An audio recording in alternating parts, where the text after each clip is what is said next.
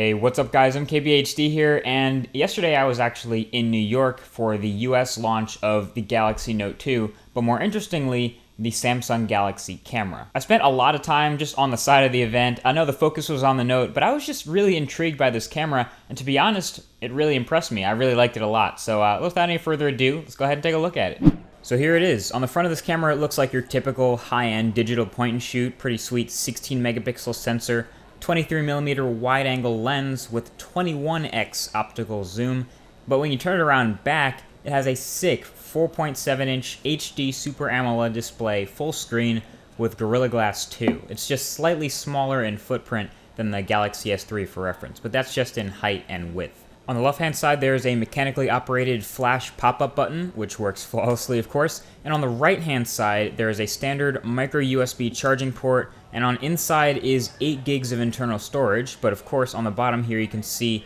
it's expandable via a micro SD card, and right next to that is your SIM card slot and an HDMI port, and of course the tripod mount.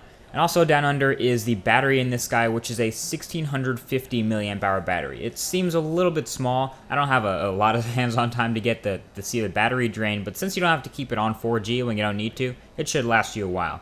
But obviously, turning on that Boss display, you get a full-fledged, shrunken Android tablet in here. I don't say Android phone, because while it does have a mic, it doesn't make phone calls, but it's basically a smaller tablet, and it's running Android 4.1 Jelly Bean behind the scenes. But while it is indeed Android 4.1, it's obviously not stock Android, and Samsung has to make some serious improvements to make it a full-fledged camera, and they actually did a great job with that, and most notably inside the camera app.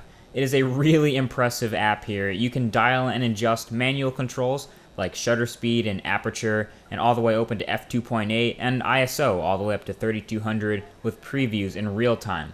And if you're feeling lazy, you don't have to use all these manual controls. You can flip it into automatic and let it do all the work for you, or you could even enable some of these interesting filters to get some cool effects outside of the Instagram app, which can actually be used on this guy. So in terms of image quality by itself, from what I could see on the screen, stuff looked pretty sharp, and noise performance in the dark was actually decent, which is a good sign. It also takes 1080p video at 60 frames per second, so that's nice, and has some neat video modes like slow-mo capture, etc. It's basically the camera app on steroids just for this device, and I like it, and feel free to give a thumbs up below if you do too.